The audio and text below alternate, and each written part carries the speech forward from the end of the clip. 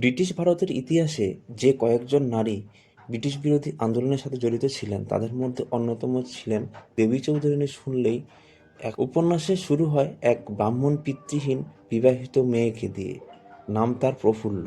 বিয়ের পরেই তার শ্বশুর তাকে অপবাদ দিয়ে তাড়িয়ে দেন এবং জীবিকা নির্বাহের জন্য চুরি ডাকাতি করতে বলেন।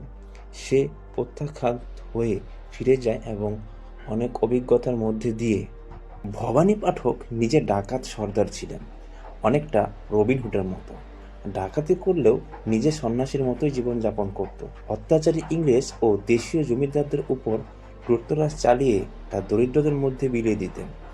ভবানী পাঠক তাকে শিষ্য হিসেবে গ্রহণ করেন এবং দীর্ঘ 5 বছর গণিত, দর্শন, বিজ্ঞান ও কুস্তি শিক্ষায় শিক্ষিত করেন।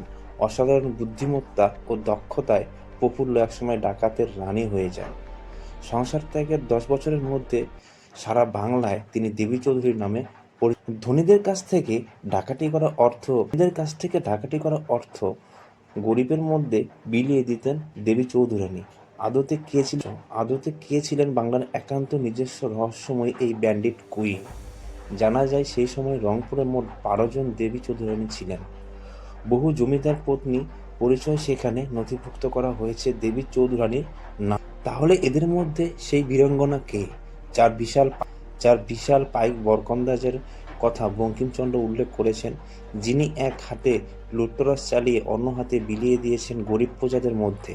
বঙ্কিমচন্দ্র স্পষ্ট করে দিয়েছিলেন যে এটি মোটেও ঐতিহাসিক উপন্যাস নয়। তবু ভবানী পাঠক ডাকাত দল সন্ন্যাসী বিদ্রোহের সঙ্গে জুড়ে গিয়ে স্বামী পরিত্যক্তা এক তথাকথিত সাধারণ মেয়ের গল্প থেকে এটাই প্রমাণ হয় যে সাহিত্য সম্রাট বুঝেছিলেন প্রফুল্লর চরিত্র।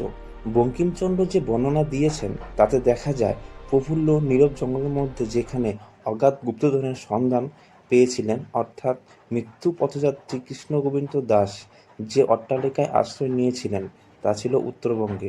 উপন্যাসে উল্লেখ রয়েছে যে এই অট্টালিকাটি উত্তরবঙ্গের নীলধ্বজ বংশীয় শেষ রাজা নীলাম্বর দেবের। উপন্যাসের প্রমাণ মেলে সেই সময় অবিভক্ত বাংলার উত্তরাংশে ত্রাস হয়ে উঠেছিলেন দেবী চৌধুরানী। দেবী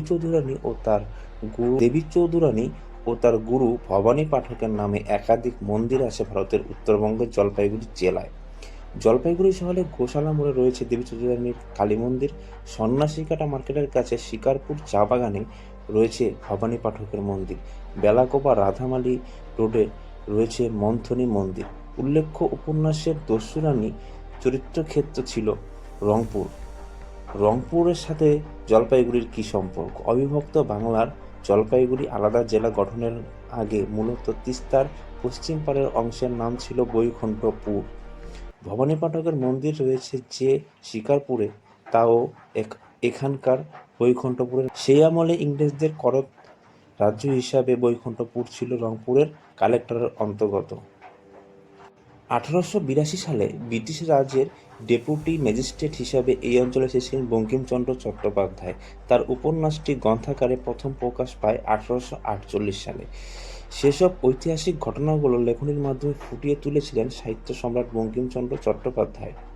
উপন্যাসে বারবার তিস্রোতা নদীর কথা বলেছেন বঙ্কিমচন্দ্র। ত্রিশোতা নদীতেই বজরা ভাসাতেন দেবী চৌধুরানী।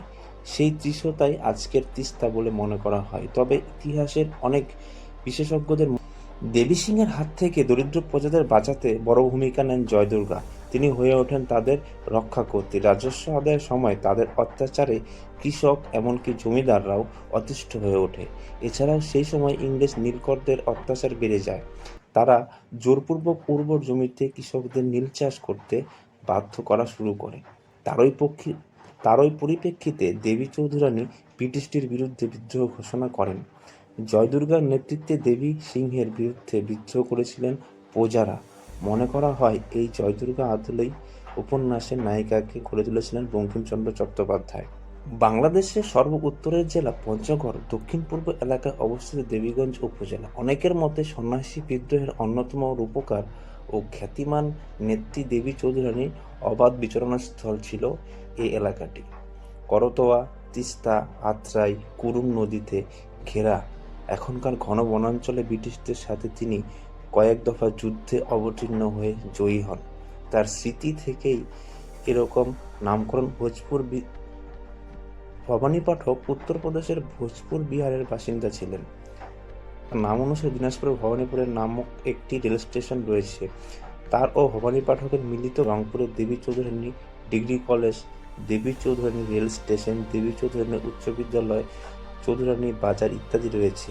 একটি সাধারণ মেয়ের প্রতিবাদের কাহিনী হিসাবে বঙ্কিমচন্দ্র চট্টোপাধ্যায়ের 18 এবং তাদের নিয়োগকৃত কর্মচারী হিসাবে কোনো অঙ্গিক থেকে তিনি এ সকল ঘটনাপ্রবাহ বর্ণনা করেছিলেন তা নিয়ে বিস্তার আলোচনার সুযোগ থেকে যায়।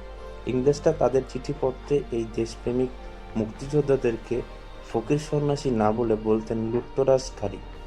সেই মুক্তিযোদ্ধার একজন ছিলেন এই মহীয়সী নারী, অথচ তার কথা প্রামাণ্য দলিল ইতিহাসে সেভাবে পাওয়া যায় না। এরপর 100 বছরের বেশি পার হয়ে গিয়েছে, সমাজ এবং রাষ্ট্র ব্যবস্থায় ঘটে গিয়েছে কতই না পরিবর্তন।